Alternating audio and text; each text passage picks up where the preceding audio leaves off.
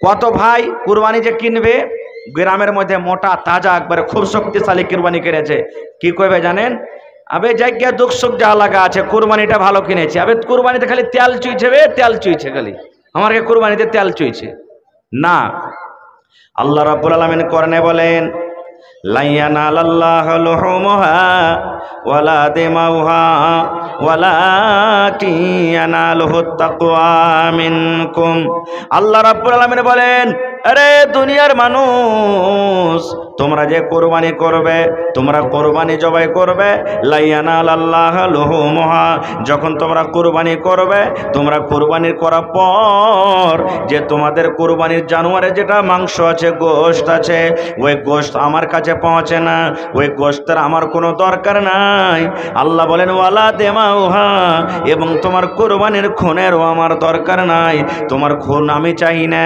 আল্লাহ রাব্বুল আলামিন বলেন ওয়ালাকিন ইয়ানালুহুত তাকওয়া মিনকুম, তুমি যে কোরবানি করবে, কোন নিয়াতে তুমি কোরবানি করছো, কোন অন্তর লিয়ে তুমি কোরবানি করছো, কার নিয়াতে তুমি কোরবানি করছো, এই তোমার ভিতরকার তাকওয়াটা শুধু আমার দরকার আছে, তোমার ভিতরকার তাকওয়াটা আমার কাছে শুধু পৌঁছে।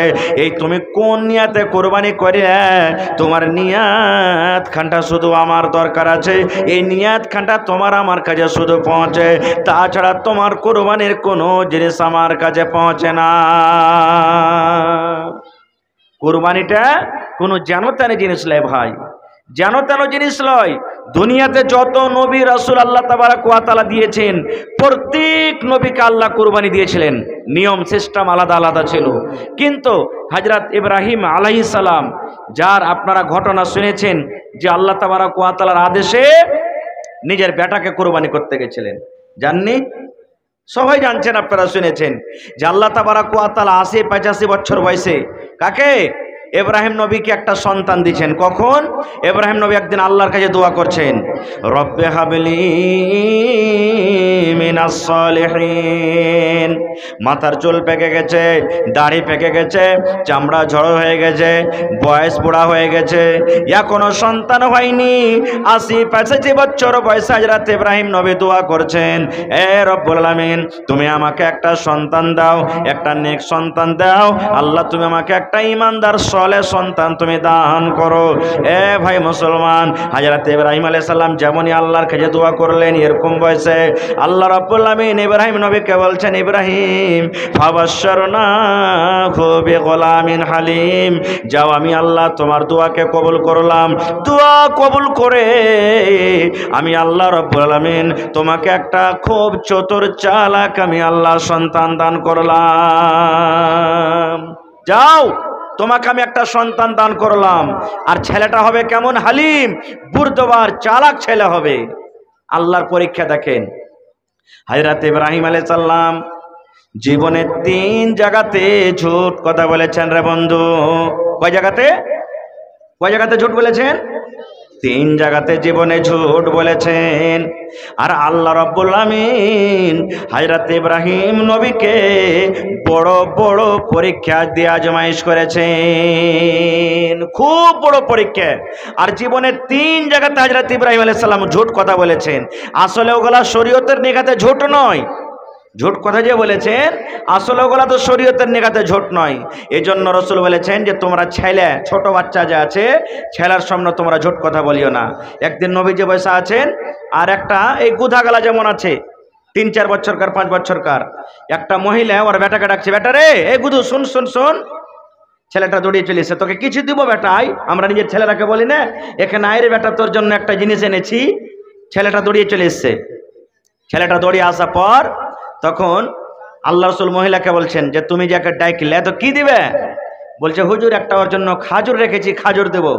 এবার দয়ার নবী বললে, মহিলা রে, তুমি ছেলেটাকে ডাকলে কিছু দিব বলে, আর যদি ছেলেটাকে তুমি কিছু না দিতা, তাহলে কিয়ামতের দিন যারা মুখ দিয়ে ঝুট কথা বলে, যারা মুখ দিয়ে মিথ্যা কথা বলে, তাদের মধ্যে তোমার গিনতি হয়ে যেত। তুমি দিব বলেছে ঠিক আছে, আর তুমি যদি মজাক করে তুমি ছেলেটাকে ডাকতে, আর যদি বলতে যে না তোকে দিব না, তোকে ডাকার লেগে এরকম করেছে, কিয়ামতের দিন যারা মিথ্যা কথা বলে তাদের গিনতিতে লিস্টে তোমার নাম চলে আসতো। কিন্তু রাত দিন আমরা ছেলে পিলের সাথে মিথ্যা কথা বলছি। ছেলে কান্তা লাগছে, বাবু 500 টাকা দেনা, হ্যাঁ 10 টাকা দেনা, হ্যাঁ আর দিব রে বেটা, দিব দিব। ছেলেটা যদি কান্তা লাগে, আচ্ছা শোন তোর লেগে জিলাপি আনবো, আপনি যদি ওয়াদা করলেন জিলাপি আনবো পাপড় আনবো, যদি না নিয়ে আসেন ছেলেটার সাথে আপনি ওয়াদা খেলাপি করলেন, ঝুট কথা হয়ে গেল আপনার। এই জন্য একটা বাচ্চার সাথে ঝুট কথা বলা চলবে না, খুব চলবে না খুব। ভাই আমার, তো হযরত ইব্রাহিম আলাইহিস সালাম জীবনে 3 জায়গাতে ঝুট কথা বলেছেন। কেমন ঝুট?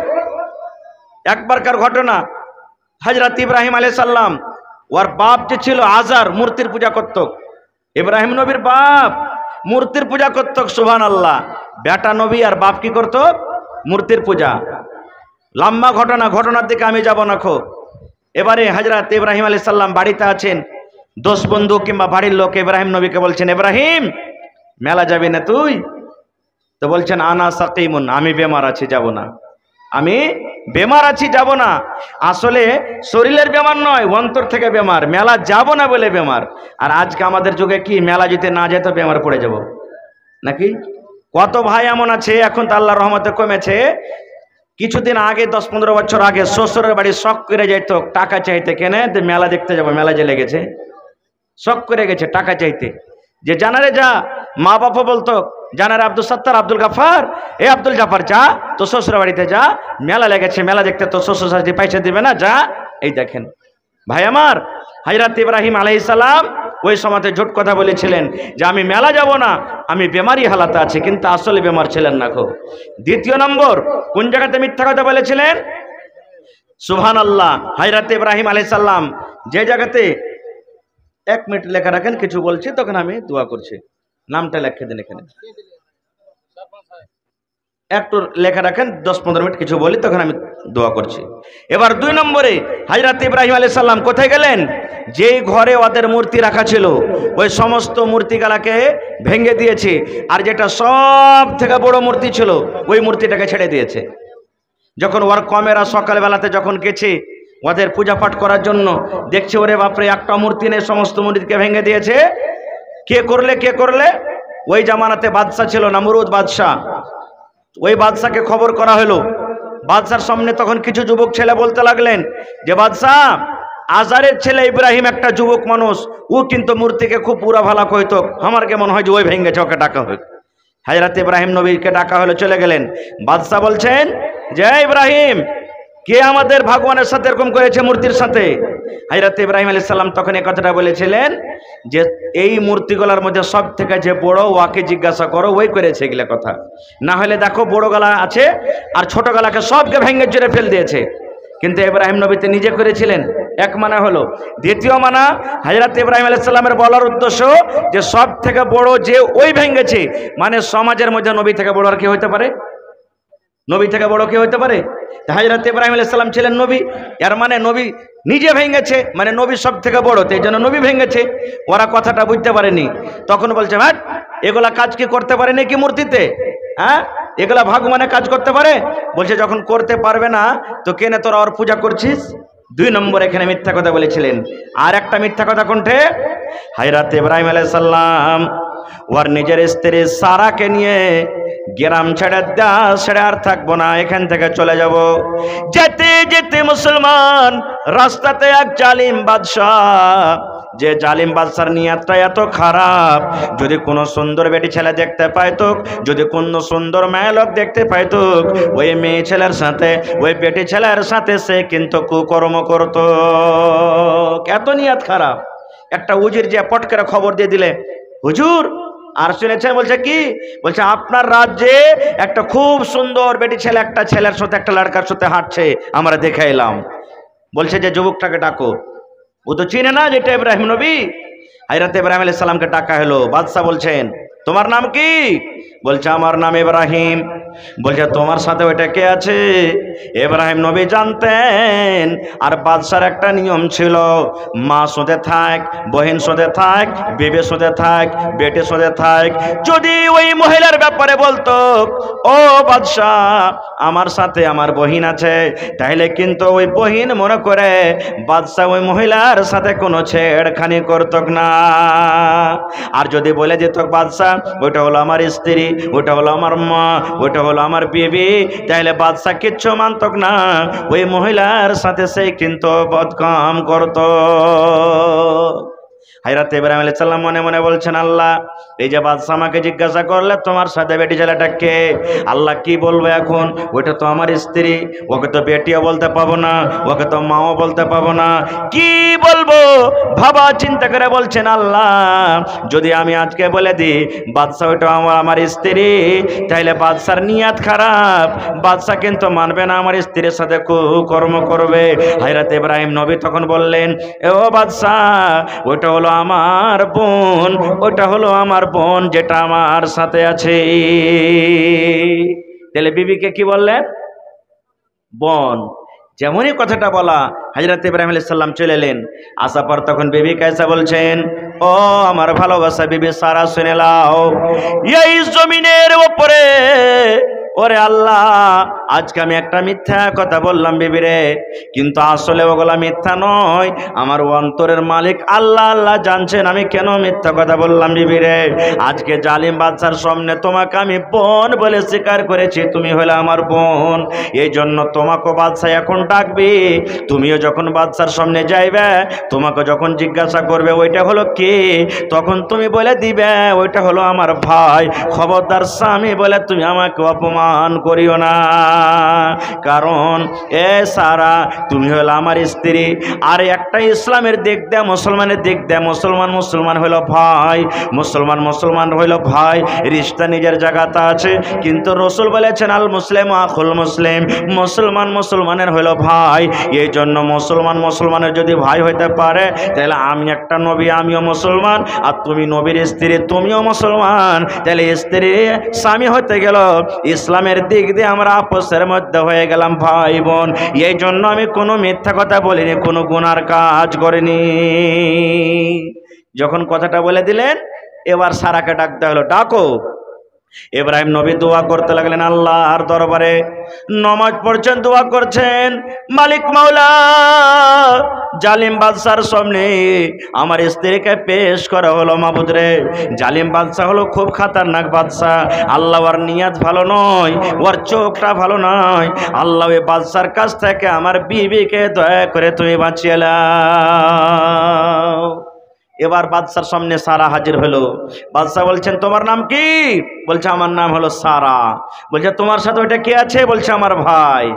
কিন্তু ভাই বললে ছেড়ে দেওয়া হয়তো, ভাই বোনের রিশতা, কিন্তু বাদশার এত নিয়ত খারাপ, আর সারা আলাইহিস সালাম এত সুন্দর, তার নিয়ত কিন্তু মানলো না, তার সাথে গলত কাম করার জন্য হাত বাড়ালছে। যেমনই হাত বাড়িয়ে দেওয়া, এবারে সারা আলাইহিস সালাম দোয়া করছেন, আয় রব্বুল আলামিন, সব কিছুরই মালিক আল্লাহ, তুমি দেখছো, তুমি জানছো, আল্লাহ জালিম বাদশা থেকে তুমি আমাকে নাজাত দাও, তুমি হেফাজত করো। যেমনই দোয়া করলেন, বিজলির কারেন্টের মতন দোয়া আল্লাহর দরবারে কবুল হয়ে গেল।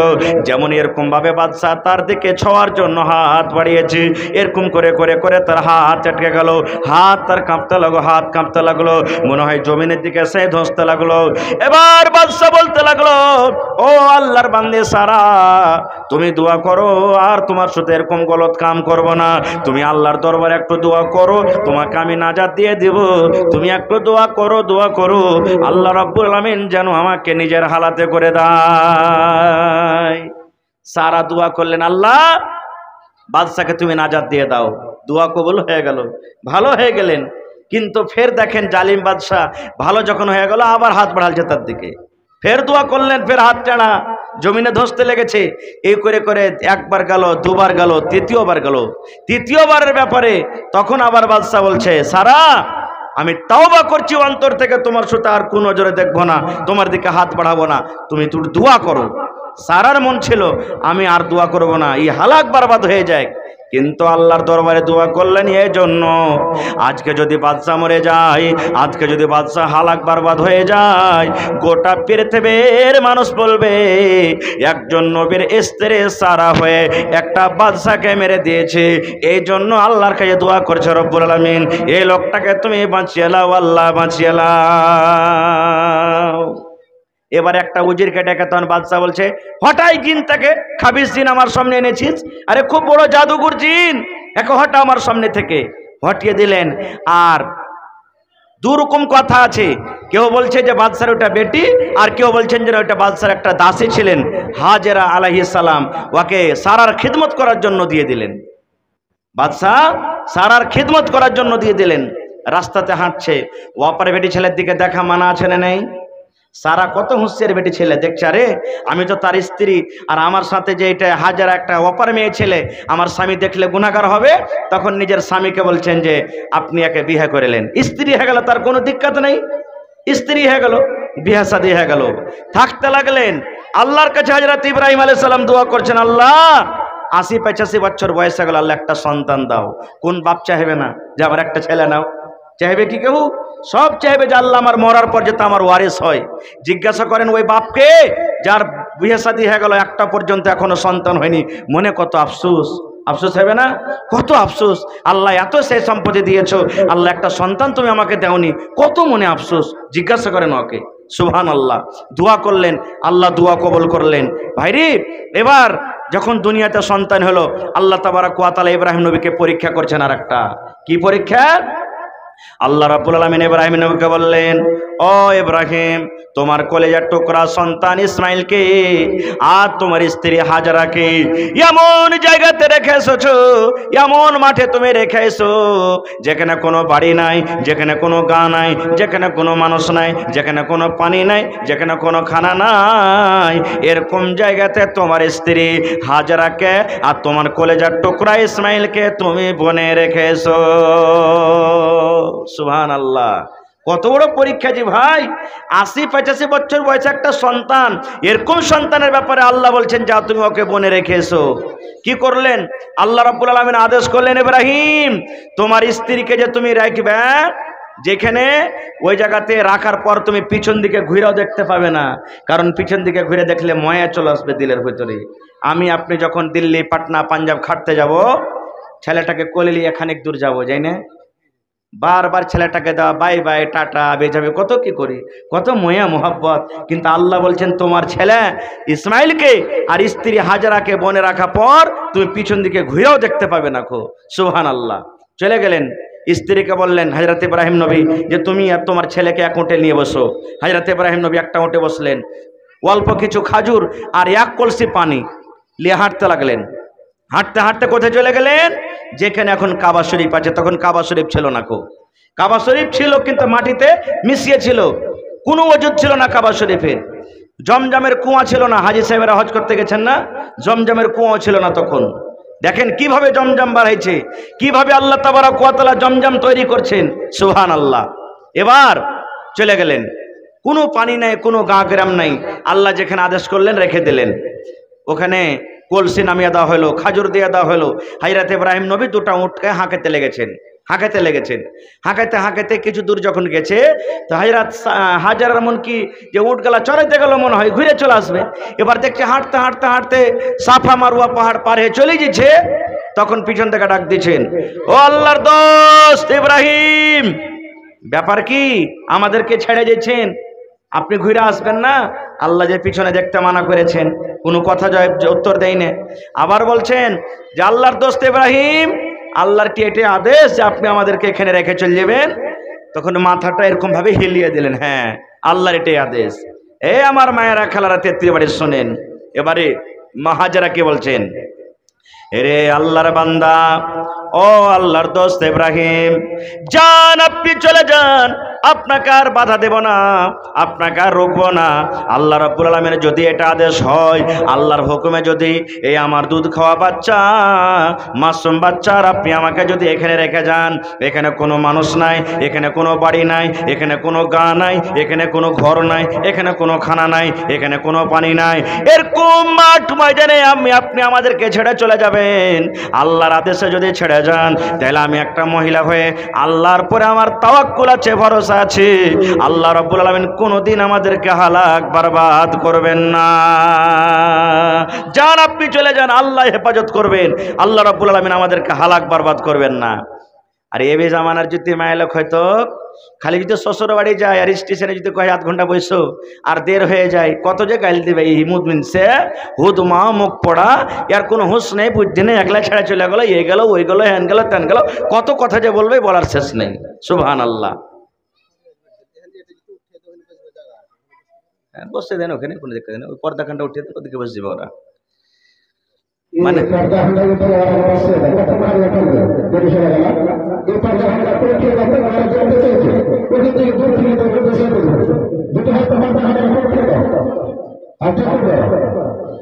এইবারে ভাই মুসলমান রেখে চলে এলেন।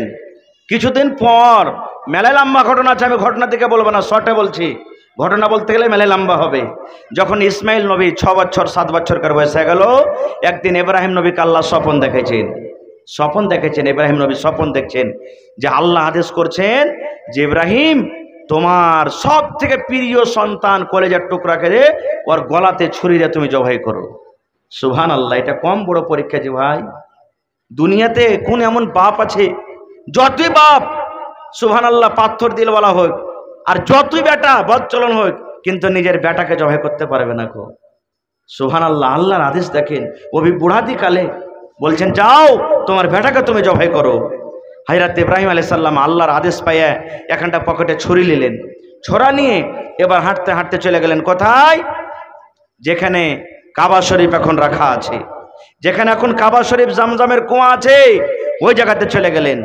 যাওয়ার পর মেলাই বাড়ি কিন্তু আশেপাশে আরো বসে গেছে, আস্তে আস্তে আশেপাশে মেলাই বাড়ি হয়ে গেছে। একটা লোককে বলছেন যে হ্যাঁ গো, হাজেরার বাড়ি কোনটা? তো বলছে যে এটা হলো হাজেরার বাড়ি।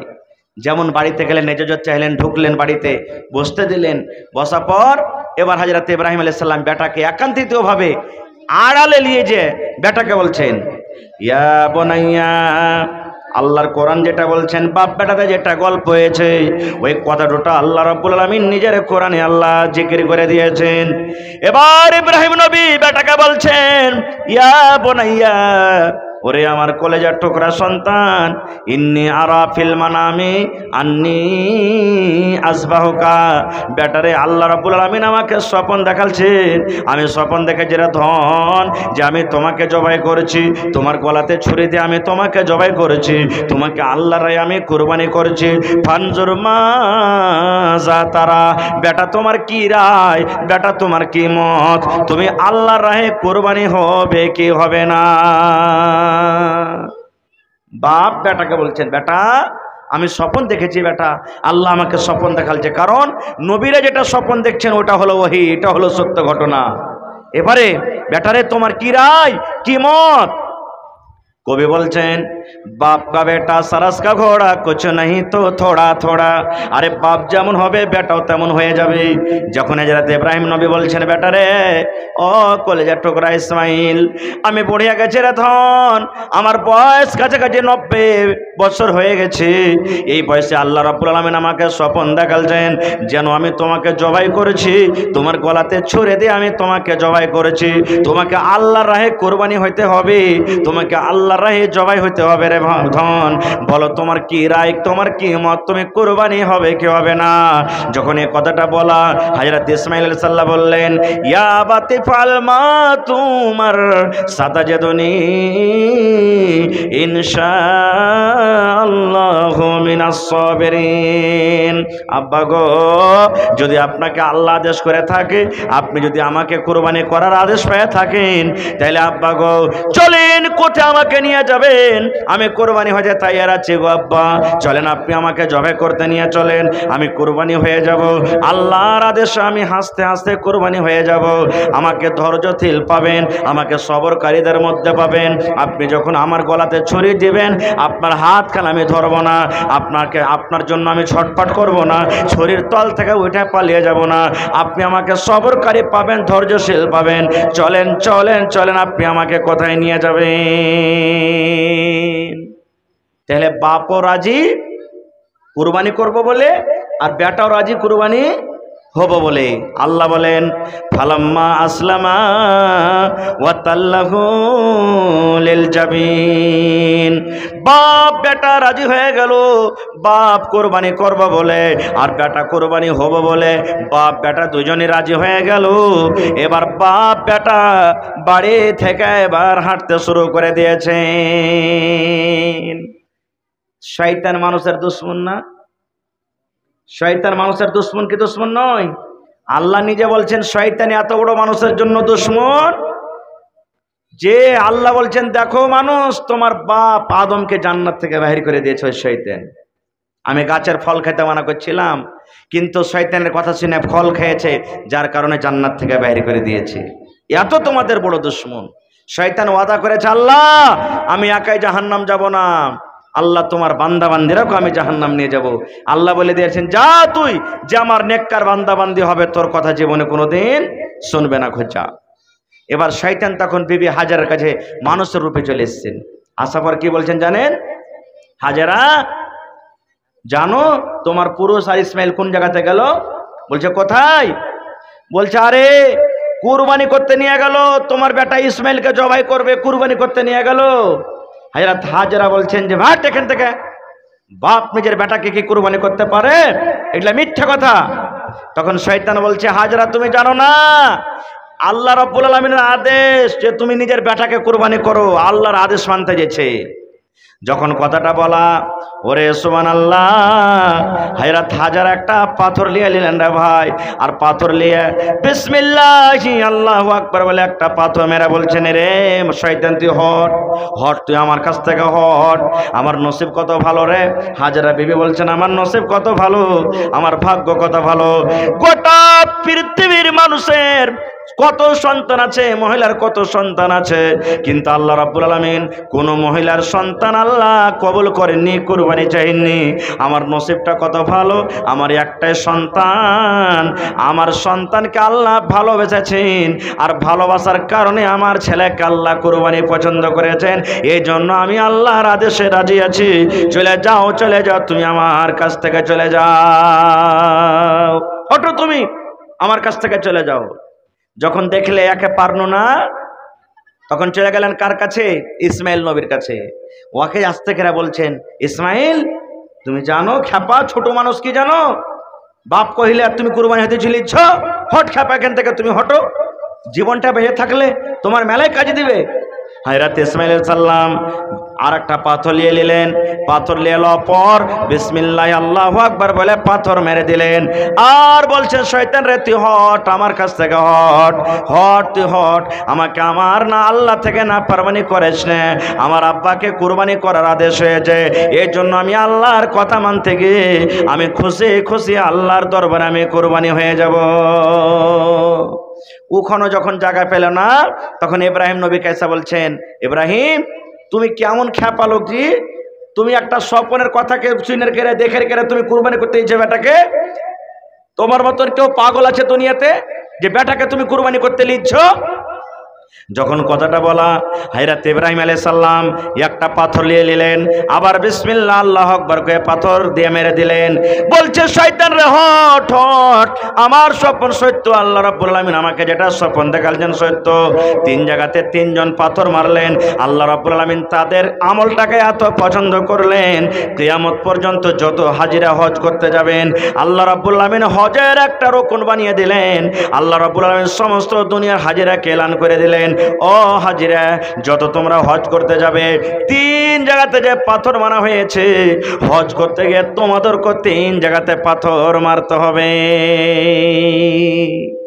এবার চলে গেলেন কোথায়?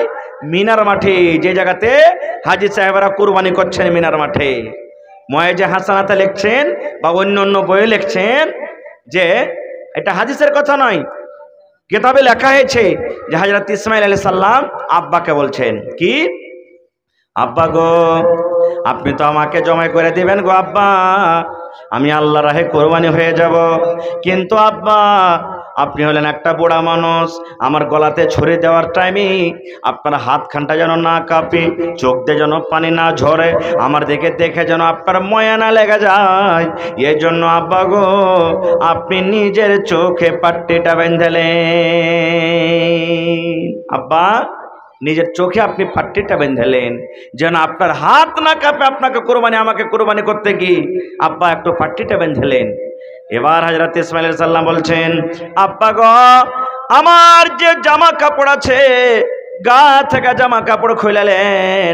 আপনি যখন আমাকে জবাই করবেন, আমার হয়তো খুনগুলা আমার কাপড় যা লাগবে জামাতে লাগবে। এবার আমার মা বাড়িতে আছেন, আমার জামা কাপড় দেখে হয়তো তার চোখ দিয়ে পানি ঝরবে, কাঁদবে, যেন আমার জামা কাপড়ে কোনো রকমের রক্ত না লাগে। সুবহানাল্লাহ।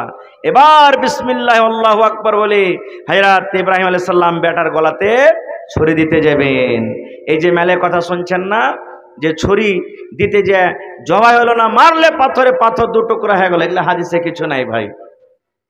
শুধু হযরত ইব্রাহিম আলাইহিস সালাম জবাই করতে যাচ্ছিলেন। সুবহানাল্লাহ। মনে হয় যত পোক পাখালি আছে সব ঠান্ডা হয়ে গেছে, সমুদ্রের মাছগালা পর্যন্ত মনে হয় চলা বন্ধ করে দিয়েছে। কেন? আল্লাহ তোমার ইমতিহান কেমন, আল্লাহ তোমার পরীক্ষা কেমন। আজকে নিজের বাপ নিজের বেটার গলায়তে ছুরি দিয়ে জবাই করবে। সুবহানাল্লাহ। আল্লাহ কেমন তোমার পরীক্ষা। আল্লাহর ফেরেশতারা পর্যন্ত দেখছেন, মাবুদ রে তোমার পরীক্ষা কেমন আল্লাহ, আল্লাহ তোমার ইমতিহান কেমন। আজকে প্রথমবার নিজের বাপ নিজের বেটাকে কুরবানি করবে, জবাই করবে। কুরবানি করতে যাবি, এরকম টাইমে আল্লাহ রাব্বুল আলামিন জিবরিল ফেরেশতাকে ডাক দিয়ে বলছেন, জিবরিল রে আমার নবীকে দেখো পাগল হয়ে গেছে, দিবানা হয়ে গেছে। যতক্ষণ পর্যন্ত আমার নবী নিজের বেটাকে কুরবানি না করবেন, অতক্ষণ পর্যন্ত আমার নবী ছুরি ছাড়বে না। যা জিবরাইল যাও যাও, তাড়াতাড়ি করে জান্নাতের ভিতর থেকে একটা তুমি দুম্বা নিয়ে চলে যাও, আর দুম্বা নিয়ে যাওয়ার পর আমার নবী ইব্রাহিমের ছুরির তলাতে রেখে দিবে, আর তার ছুরির তলা থেকে তার কলেজার টুকরা ইসমাইলকে তুমি হটিয়ে নিবে। যাও জান্নাত থেকে তুমি নিয়ে যাও, একটা দুম্বা গলা নিয়ে যাও। হযরত জিবরাইল আলাইহিস সালাম সাথে সাথে তাড়াতাড়ি করে দুম্বা নিয়ে এসে হাজির। হযরত ইসমাইল আলাইহিস সালামকে ছুরির তল থেকে টেনে নিলেন, কারণ ওর চোখে তো বান্ধা আছে, পাটি আছে, দেখতে পাই না।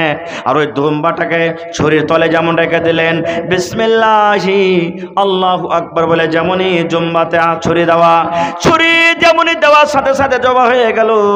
হযরত ইব্রাহিম আলাইহিস সালাম তখন আল্লাহকে বলছেন, মাবুদ আজকে আমি ওয়াদা পুরা করে দিলাম, আজকে আমি ওয়াদা পুরা করে দিলাম, আল্লাহ তোমার আদেশে আমি নিজের কলেজার টুকরার গলাইতে আমি ছুরি দিয়ে জবাই করে দিলাম। এবার দেখছে তো ওইটা ইসমাইল তো সাইডে আছে, ওইটা দুম্বা জবাই হয়ে গেল, দুম্বা জবাই হয়ে গেল। আল্লাহ রাব্বুল আলামিন বলেন, ইব্রাহিম তুমি পরীক্ষাতে পাস হয়ে গেছো। আমার কুরবানি আসলে তোমার বেটাকে করার উদ্দেশ্য ছিল না, আমি তোমার পরীক্ষা করছিলাম যে ৮০-৮৫ বছর বয়সে তোমাকে যে একটা বেটা দিয়েছি, এই বেটাটাকে তুমি বেশি ভালো কি আমাকে বেশি ভালোবাসছো।